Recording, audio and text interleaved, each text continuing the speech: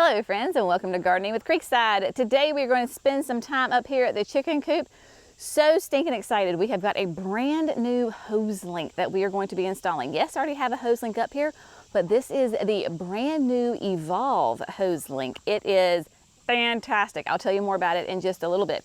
Plus, we are going to do a little bit of maintenance. My El Nino, she is being absolutely decimated by caterpillars. So we're going to take care of that and do a little, like I said, general maintenance as we come into the late summer garden. I'm going to go ahead and slowly begin prepping for fall up here. My chickens are going to be very happy with what I'm going to do.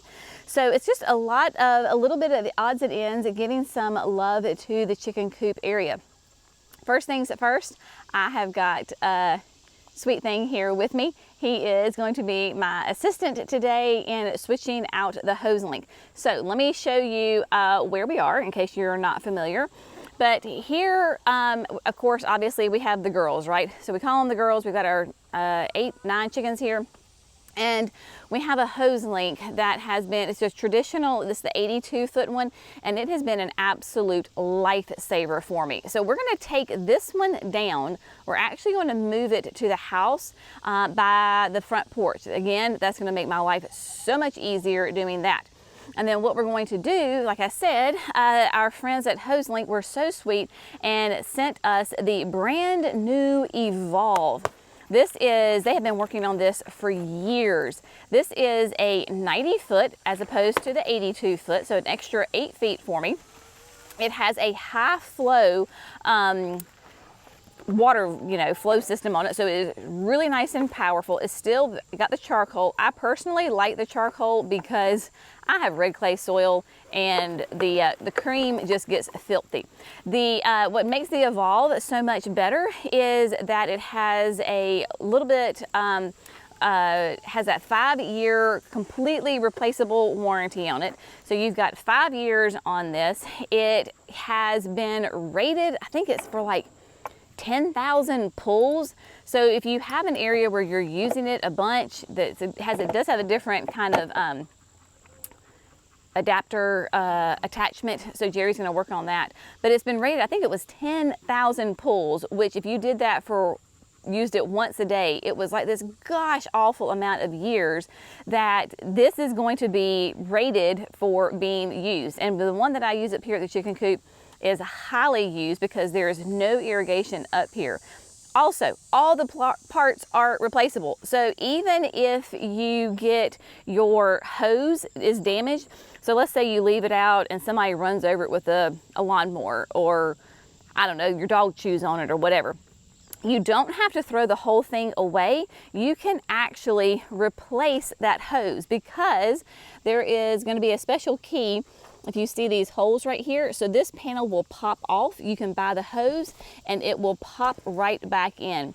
So extremely cool, brand new Evolve hose link. We have one at the barn, and even Jerry is super impressed with it. So there you go, it met his standards. So what we're gonna do, like I said, he's gonna go ahead and work and kind of take this off, and then we're going to go ahead and replace it. It does have, if you have a hose link, it does have a different attachment. So, but it's really cool because you can it still swivels, so you can rotate it those great degrees. So for me here at the chicken coop, I can really move it around, and then you just have the screws that go into it. Super, super easy, and it pops, like this just pops out. So you don't have to lift the entire hose link up and down. So you can see this is the traditional one, and so it's a little bit different, but works really, really well. Of course, it comes with all of your parts.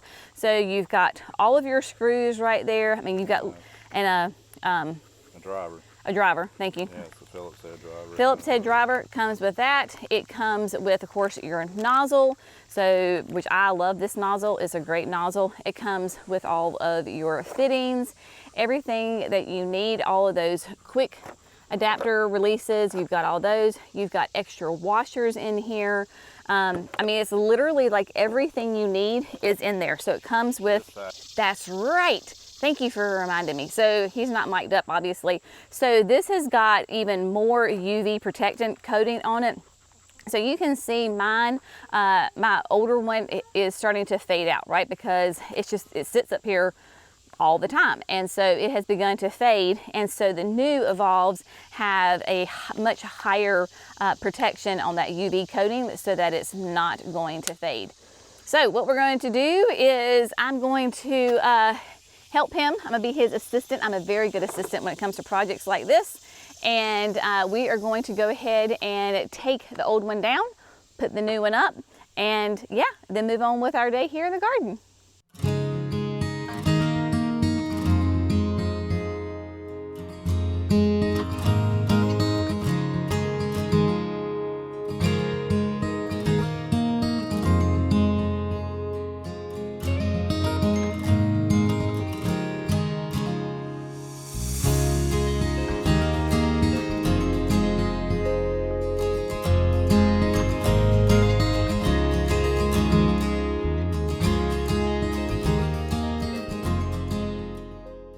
Y'all, it was so stinking easy to switch out those hose links. If you already have a structure for your hose link, then it literally takes less than 5 minutes to switch it out. If you do not have a structure that you can attach your hose link to, what we did when we did our first hose link up here was we got a nice sturdy, this is probably a, let's say that's a 6x6, I would say. 6x6, got it in the ground. I don't remember if we concreted it in the ground or not, or we just buried it deep. I'd have to go back and look, but my gosh, you need something nice and strong because of course you're gonna be pulling on this. I'll show it to you in a little bit, but this thing is just amazing. You also, I mean, you can put it on the side of your house. It just depends on your siding. If you have a brick house, I mean, there's all sorts of ways to do it. In fact, because we have hardy plank siding on our house, which is like a concrete product that looks like wood siding. It's not wood.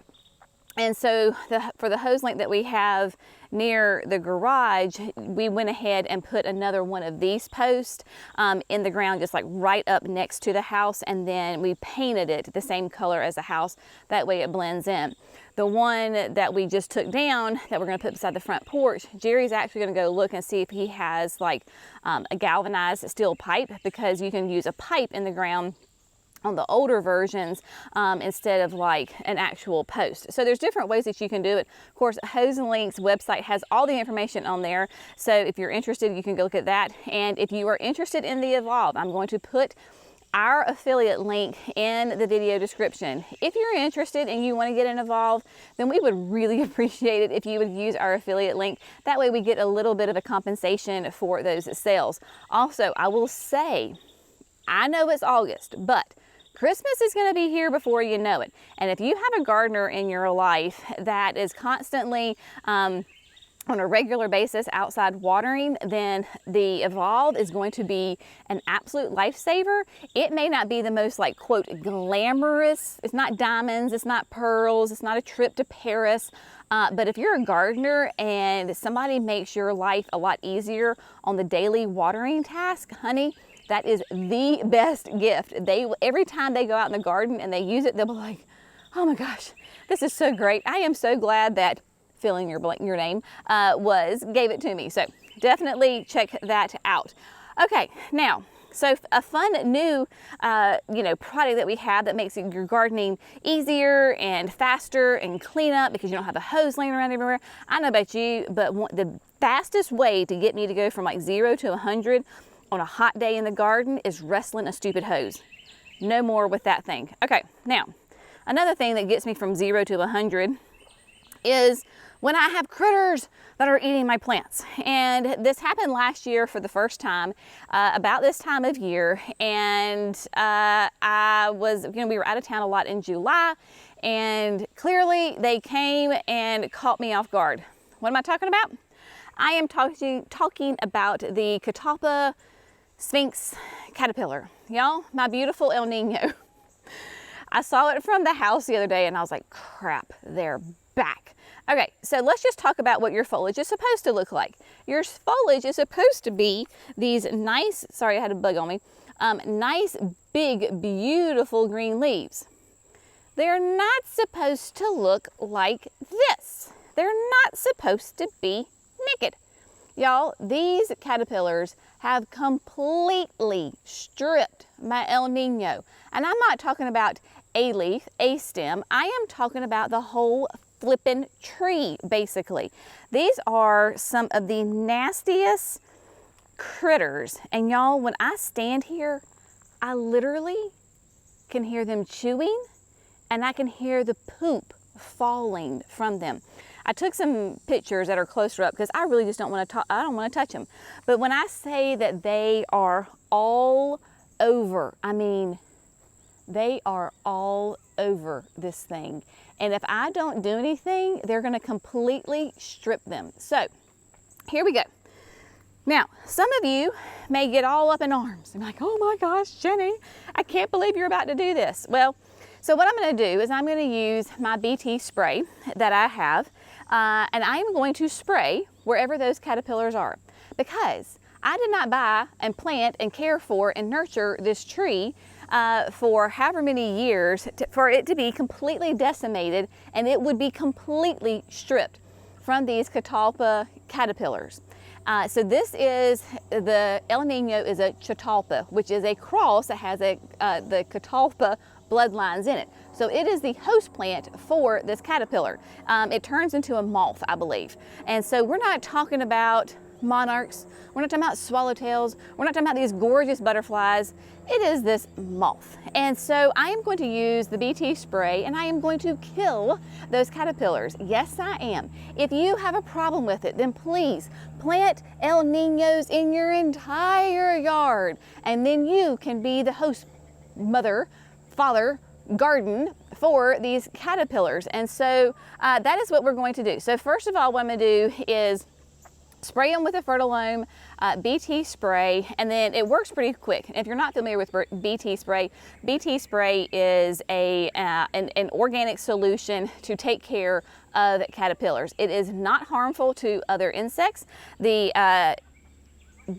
sorry, there's one crawling on the ground towards me. The BT spray is a bacteria, it is this big thing. It's a biological insecticide, and I'm trying to find, it is this long word. So it is an organic solution. It's not going to harm anything else except for these caterpillars. So that is what I'm going to do. So I'm going to spray them. Hopefully it's going to kill them pretty quick. And then I'm going to give her a little trim. If they're not dead by the time I get done for today, then I'll come back tomorrow and trim it up. But when I say these things are the nastiest things I've ever seen, and because of the numbers and the big and they're fat and you can hear them crunching, so gross. So I'm going to take care of that, and then I'm going to tell you, if you have an El Nino, what you can do to prevent this from happening to you. And I should have done it this year, and time just got away from me. So I am where I am, but next year, not going to happen.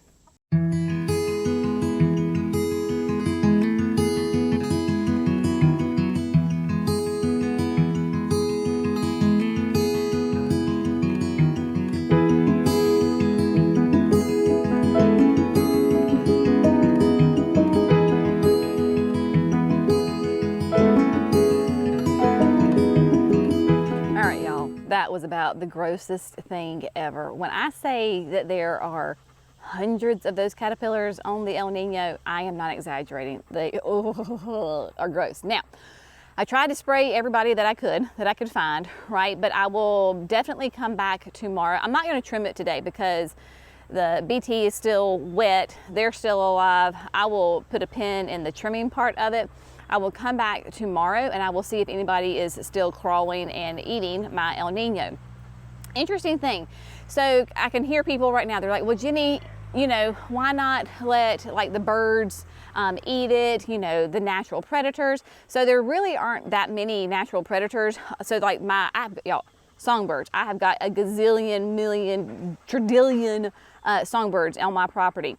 They're not touching them. So the only thing that's really going to be like a natural predator for that are those are a certain type of wasp. And so I found evidence of one that you will see that you have that caterpillar that has all these like white growth things looking on it, and you're like, what in the world is that? Well, that is actually a very good sign. So what that is that beneficial wasp has come and laid its eggs on that caterpillar. So all those little white things that you see are the eggs, the larvae of the beneficial wasp. What they're doing is that they're feeding, that is their food source, is the caterpillar. So that's the natural way to kill those caterpillars. But I saw one of those out of hundreds on the El Nino. They'll do the same thing for like your tomato hornworm. So if you see your tomato hornworm, it has all these white growths, you want to leave that because the caterpillar is definitely going to die, and you are helping the beneficial wasp population. So I did not spray that, left that alone, and I will let nature take its course. And so, yeah, again, if you want to let your El Nino get completely defoliated, then that's fine. I'm not worried that it's going to kill my plant, but it is most definitely putting it under stress. Here we are in, mid to late August. It is completely being defoliated. So yes, that is a stressor on the plant. If you have a brand new El Nino, like a baby El Nino, you absolutely need to get rid of those caterpillars because while mine is nice and established, has great root systems, it is a strong plant, it's going to be under stress, but ultimately I'm not worried about it being killed. A baby El Nino Catalpa most definitely could be killed by all these caterpillars. So there you go on that. Now, what we're going to do now is do just a little bit of cleanup around the coop. The sun has come out. It is late August and it is hot, so I'm not going to do a ton. What I'm really going to focus on right now is my girls in here. They'd like a little snacky snack. So what I'm going to do is I'm going to come through, and the plants that they can eat, I am going to begin either trimming them, like my sweet potato vine. This is the new Medusa they'll be introduced next year. So I have the Medusa that is going crazy, climbing up my rows. I'm gonna cut a lot of that out and give it to the girls. They will love it. And then as we come around, y'all, this area has been greatly neglected. And so probably too, I might just go ahead and begin pulling out the petunias in here. Let the lantana breathe, obviously the grass is doing really well, and come in here. I don't know how this happened, but I have a volunteer tomato plant. So it produces, like it's a cherry tomato, and they're red. Do you see them in there? So I don't know where this came from, but here we have a tomato plant in here. Also, I'm not going to mess with that tomato plant because some of y'all are going to be absolutely freaked out about this. So if you don't like spiders, just fast forward a little bit. I don't know if this will take the picture, but I have a beautiful writing spider right here. We call her Charlotte. And so I am not going to mess with that tomato plant because that will disturb her nest. So Charlotte gets to stay. I'm really focusing on these guys down here that are low, scraggly, look terrible. So take those out, leave as much soil on the roots as I can. That way the girls can eat some worms. So there you go. Also, if you have, my echinaceas are done for the season as far as with their blooms right now. So you can either leave your echinacea blooms if you want to. So you can see right here, right, all the little brown. So you can leave that, and the songbirds will love you. Your finches go crazy. Or if that drives you crazy, you can go ahead and prune those off. If you have volunteer trees growing in your garden, go ahead and get rid of those. I do not want a poplar tree growing right here. So I'm going to take that out for sure. So my main thing right now is I'm just going to clean up these annuals some, give them to the girls, because like I said, it is hot and there's no need for me to kill myself out here. So I've already got the hose link. I got my El Nino taken care of, make the girls happy. We're going to call it a day.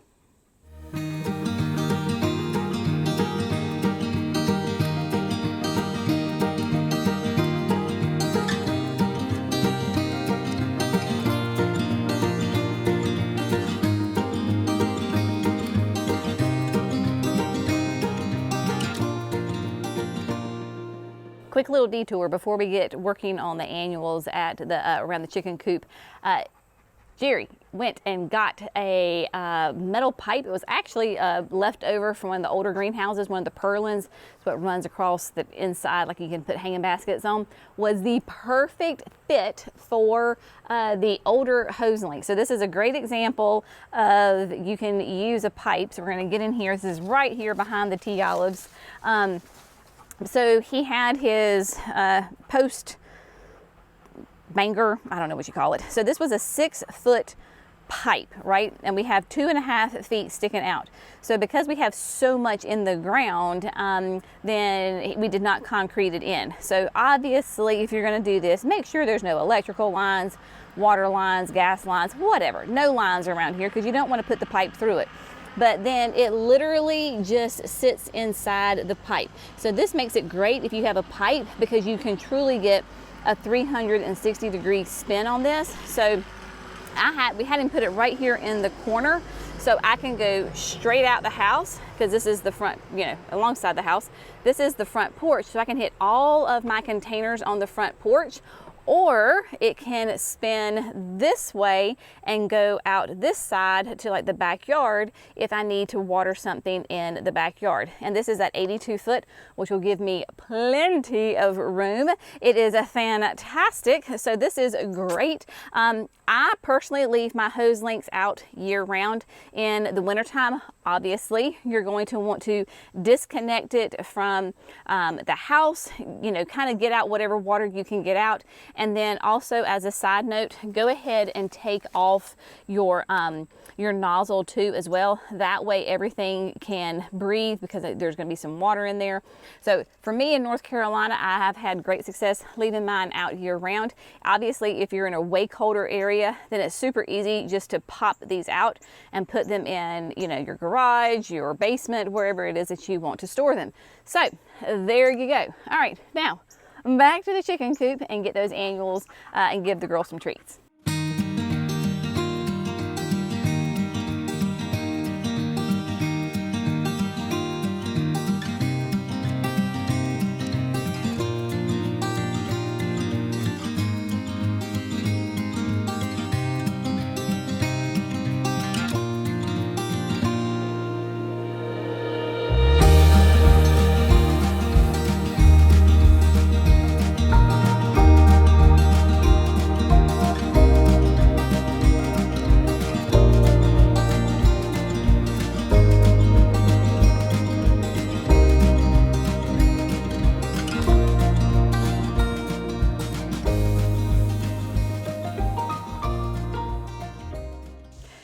Y'all, I tell you what, gardening in August is not for the faint of heart. It is, I don't know, about 11:30 in the morning. So I am going to go ahead and call it quits, because it has been a very productive morning here in the garden.